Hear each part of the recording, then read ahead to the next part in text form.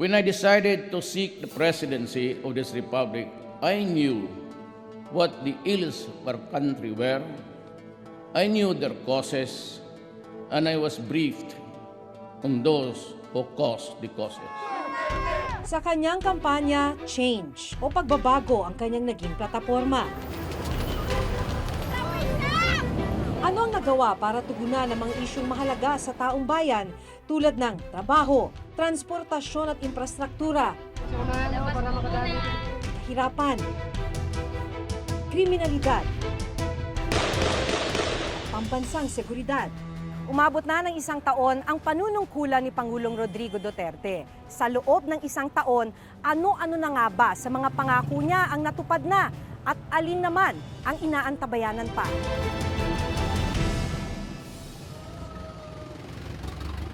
July 2016, naabutan namin ang pamilya ni Mang Juanito Saga, 59 na taong gulang, habang nanonood ng unang SONA ni Pangulong Duterte. We will create an interagency committee.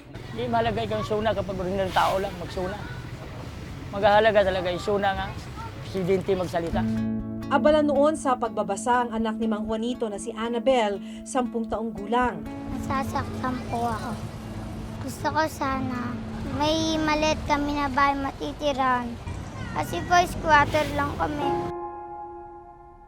Pangarap niya noon, mabigyan daw sana sila ng disenteng tirahan. Dating magsasaka sa Bukidnon si Mang Juanito, pero gutom raw ang dinanas nila roon. Oo, mahirap sa amin.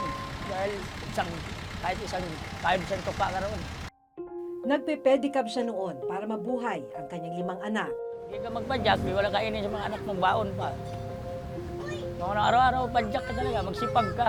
Araw-araw kain, ano kainin mo kung di ka magsikap.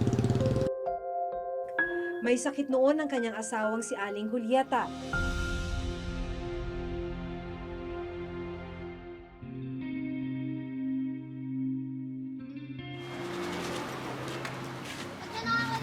Makalipas ang 1 taon, binalikan namin ang pamilya ni Mang Juanito. Sa kasamang palad, nanakaw ang pedicab na pinagkukunan nila ng kabuhayan. Kaya sa ngayon ay namamasukan siya bilang isang construction worker. Kung susumahin, 3,600 pesos lang kada buwan ang kanyang kita. Ilan po kayo rito na nakatira? Saan po? Dito? Oo, sa taas po. Sa taas. Minsan lang sa isang araw ko, trabaho ko. Minsan wala.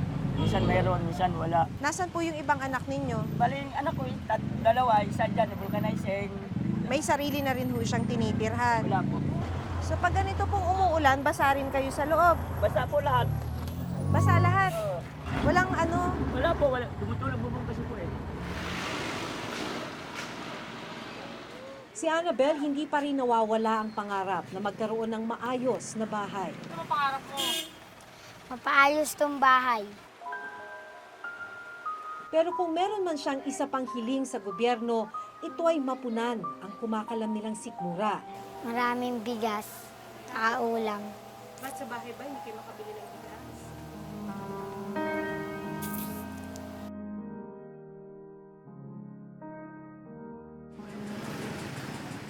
Katulong ngayon ni Mang Juanito ang kanyang 17 taong gulang na anak na si JR na nagtatrabaho sa vulcanizing shop. 200 pesos ang kita ni JR. Dahil madalas kapos, hindi na siya nakapag-aral. Hiling ni Mang Juanito na magkaroon ng magandang trabaho para matugunan ang kanilang pang-araw-araw na pangangailangan. Base sa Philippine Statistics Authority, bahagyang bumaba ang bilang ng unemployment rate sa bansa mula 6.1% o 2.6 million na tao noong April 2016. Nasa 5.7% o 2.4 million na tao ito ngayong April 2017. Sa kabila nito, sa isang survey ng Social Weather Station na inilabas nitong March 2017, tumaas ang bilang ng mga nagsasabing mahirap sila. Mula 10 million families noong December 2016, umakyat ito sa 11.5 million families nitong March 2017. At the household level, there must be sufficient income for all Filipinos to meet the basic food and non-food needs for their families. We shall continue to attract investments that will generate thousands of jobs each year, jobs that are suitable for the poor and less skilled members of the workforce.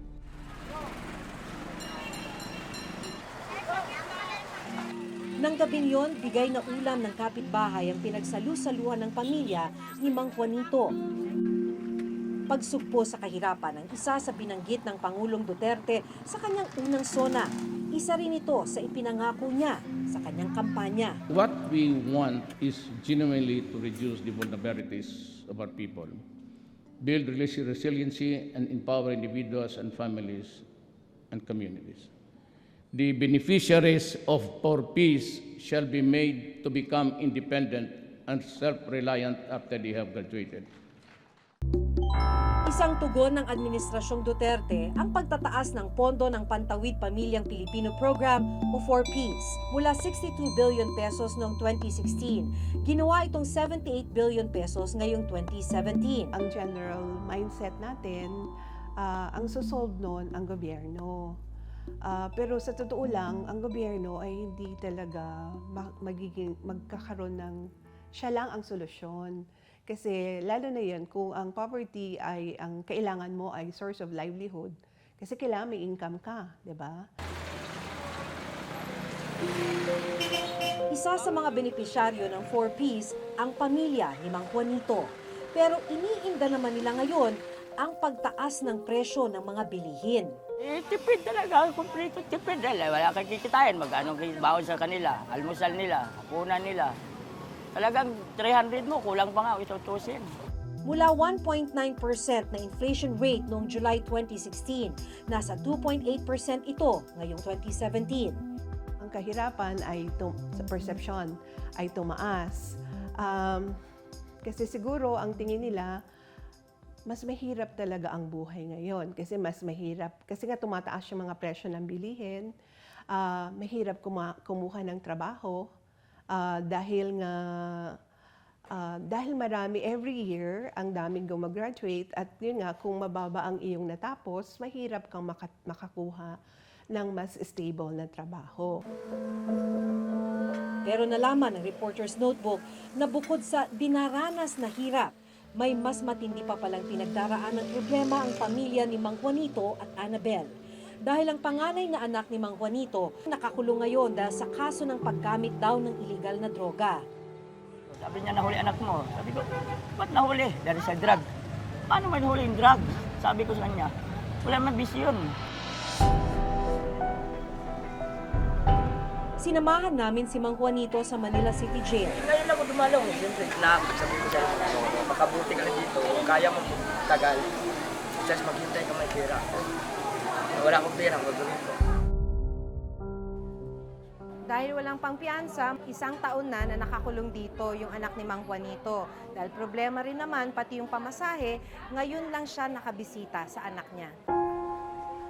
Biling niya sa akin, paralin ko yung kapatid niya. Tapos basta yung kapatid niya, intindihin mo yung kapatid ko, Papa, dahil wala na tayong magulang, iba.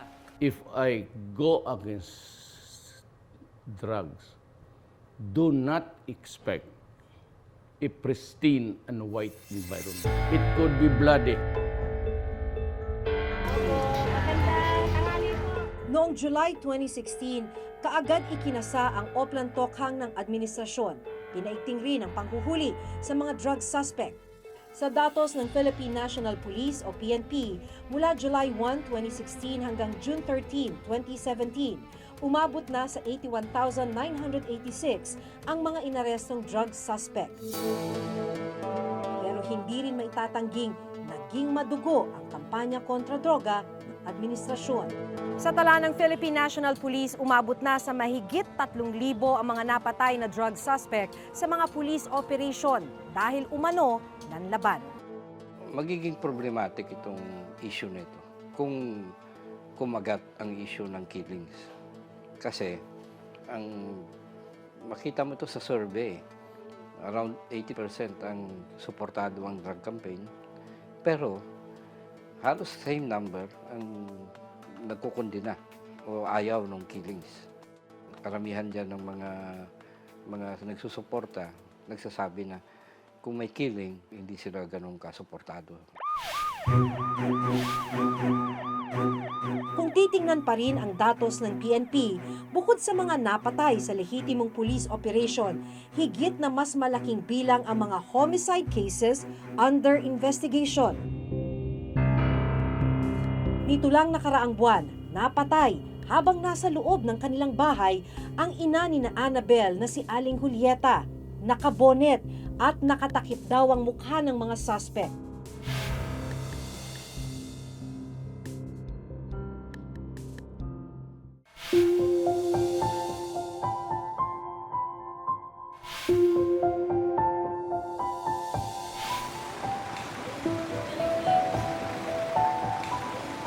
Bukod sa nararanasang hirap ng pamilya ni na Annabel, may mas matinding pagsubok pa silang kinakaharap. Nito lang nakaraang buwan, napatay habang nasa loob ng kanilang bahay ang ina ni na Annabel na si Aling Julieta. Nakabonet at nakatakip daw ang mukha ng mga suspect. Nasa Montalban noon si Mang Juanito nang mangyari ang krimen kung saan siya nagtatrabaho bilang construction worker. Iniimbestigahan po ba? Wala ko po alam dahil ako, pagdating dito, asawa ko patay na. Sabi ko, problema ko pa malaki, di ba? Magkano problema ko ha? 26,000, sa kukunin nyo, di ba? Palibing lang. Hospital pa lang yun, sabi nila. Saan ko pang pera, di ba? Talban trabaho ko, wala mong trabaho ng talban. Hindi pa rin malinaw ang motibo ng pagpatay kay Aling Julieta. Wala pa rin napapanagot sa kanyang pagkamatay. Kung titingnan pa rin ang datos ng PNP, bukod sa mga napatay sa lehitimong police operation, higit na mas malaking bilang ang mga homicide cases under investigation na umabot na sa mahigit 6,000 mula July 1, 2016 hanggang March 24, 2017. Sa naitalang higit 6,000 kaso ng homicide under investigation, 1,398 cases ang natuklasang drug-related. 828 cases naman ang non-drug-related. Pero kapansin-pansin rin ang malaking bilang ng mga kasong hindi pa rin matukoy ang dahilan o kung sino ang sangkot sa pagpatay. 3,785 sa bilang mismo ng PNP. May mga biktimang pinapasok mismo ng hitman sa loob ng kanilang bahay at doon pinapatay, gaya na nangyari sa ina ni Annabel na si Aling Julieta. May ilang napapatay ng tinatawag na mga riding in tandem o mga hitman na nakasakay ng motorsiklo. Ilang kaso ang nakunan pa ng CCTV. Kamakailan pinatutsadahan ni Senador Richard Gordon si General Bato de la Rosa dahil sa kawalan umano ng aksyon sa mga kasong ito. Babaguhin ko ng pangalan ni General Bato, pagka ganyan lalagyan ko ng gun. Batugan. Dahil ang lumalabas ang dami namamatay, wala silang ginagalaw. They will serve the President and this country better if they do their job. Sila lang talaga magaling, hindi kami magaling. Mahina klase kami. We were ready to accept that. Normal lang, tao lang tayo, medyo nabibigyan tayo despite sa wala tayong tulog, despite sa pagsusumikap ng pulis natin na malinis yung kalsada at maibalik yung safe environment sa ating mga mamamayan. Normal lang yan dahil you can't please everyone. To our police officers and other officials, do your job, and you will have the unwavering support of the Office of the President.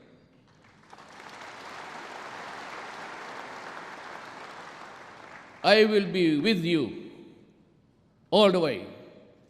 Abuse your authority, and there will be a hell to pay. Pero ang PNP na mismo ang nagsabing posibleng naabuso ang kampanya kontra droga. Huwag na kayong magpapagmanang, huwag na kayong bumalinis. Kasi, Your Honor, hindi natin maiwasan na meron talagang pulis na involved sa drug trade, Your Honor. Tama, okay. Nito lamang nakaraang linggo, binalikan ng Reporter's Notebook ang 5 kontrobersyal na kaso ng pang-aabuso na kinasangkutan ng ilang opisyal ng Philippine National Police sa ilalim ng Administrasyong Duterte. Isa na rito ang pagkakapatay kay dating Albuera Mayor Rolando Espinosa. Kasong murder ang isinampa laban sa 19 na pulis. Kabilang na sina dating CIDG Region 8 Chief Superintendent Marvin Marcos na siyang nanguna sa operasyon, Chief Inspector Leo Laraga na siyang nakabaril kay Espinosa, Superintendent Santi Noel Matira at iba pa nilang kasamahan. Pero nagdesisyon ng Department of Justice na ibaba ang kasong isinampa sa mga pulis na sangkot sa pagpatay kay Espinosa. Mula kasong murder, ginawa itong homicide. Ang presidente nagdesisyon na muling ibalik sa pwesto si Superintendent Marcos. Siya na ngayon ang hepe ng CIDG, SOC Sergeant. Sabi ko, ibalik niyo sa trabaho yung mama na yan. Wala naman doon yan eh. He was too far away. He was not part of the raiding team. Sabi nila, may kaso, anso. Ako tingin ko, yung kaso ni Marcos, giging simbolo pa eh. Posible yan, ng handling niya sa drug campaign. Kasi yung ginawa niya, morally or even legally, may arguments din pwedeng sabihin na hindi niya dapat ginawa. Lalakas at lalakas lang yung mga pulis, lalakas na yung loob nila na magmalabis palalo o kaya gumawa ng sarili nilang batas. Yan ang problema eh. Ang pulis may sariling batas. Saan na tayo pupunta? Tayong mga pangkaraniwang tao. Meron ba kaming nilabag? Wala po. Sumunod ba kami sa procedure? Opo. Nung ang kanilang kaso ay binaba sa homicide, nagkaroon sila ng pagkakataon na makapag-bail, makapagpiyansa at magkaroon ng temporary liberty. Nilift yung leave of absence nila dahil kailangan na sila ay nasa PNP. And that order of the lifting of their automatic leave of absence, binalik sila sa duty status. Samantala sa pagkawala ng asawa, doble hirap ang buhay ngayon ni Mang Juanito. Wala na rin kasi siyang katulong sa pagpapalaki ng kanyang mga anak. Isa lang ang kaso ng pagkamatay ng kanyang asawa sa mga kasong hindi pa rin nahuhuli ang salarin. Sabi ko sana magandang kinabukasan namin. Wala rin pagbabago hanggang namatay ng asawa ko. Wala, hanggang ganun pa rin. Sa kabila ng karanasan ng kanilang pamilya, si Annabel pursigido pa rin sa pag-aaral. Grade 4 na siya ngayon sa Jose Corazon de Jesus Elementary School. Ano yung gusto mo maging trabaho paglaki mo? Pulis. Gusto mo maging pulis? Opo. Para uling kayo mga nagdodroga. Ano yung pangarap mo para sa pamilya mo? Gusto ko makaroon akong bahay. Tapos magkaroon akong sariling pamilya. Bukod sa laban kontra droga, mahalagang mapagtuunan pa rin ng pansin ng administrasyon ang pagbibigay sagot sa kahirapan. Bawat departamento ay nakapokus sa kanilang field. Yung sa poverty, o di syempre ang may hawak nyo yung departamento na in charge sa social work. Yan din yung sa housing. Iba naman, kanya-kanyang departamento yun. Yung sa drugs, na-highlight lang yun kasi yun ang nagjajahan yun. Dapat mag-shift na siya from anti-drug or peace and order patungo sa talagang problema ng bayan, which is kahirapan. Ito dapat magkaroon ng malinaw na programa, isang holistic na strategy. At na ipapatupad niya, considering may political will siya. Kasi doon siya binuto ng tao. Hindi naman sa drug campaign lang. Yun ang dapat pakinggan natin sa Monday kasi sasabihin ng presidente doon malamang yung gagawin niya for the next year.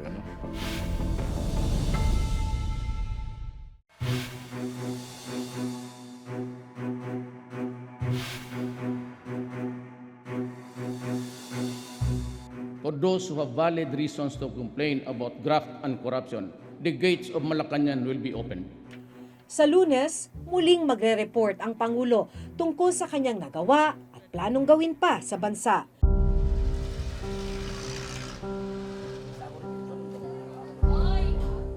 Umaasa pa ba kayo na giginhawa ang buhay, katulad ng mga ipinapangako sa gobyerno? Aywan ko po, hindi ko masagot yan dahil ngayon puro gulo na naabot sa atin eh.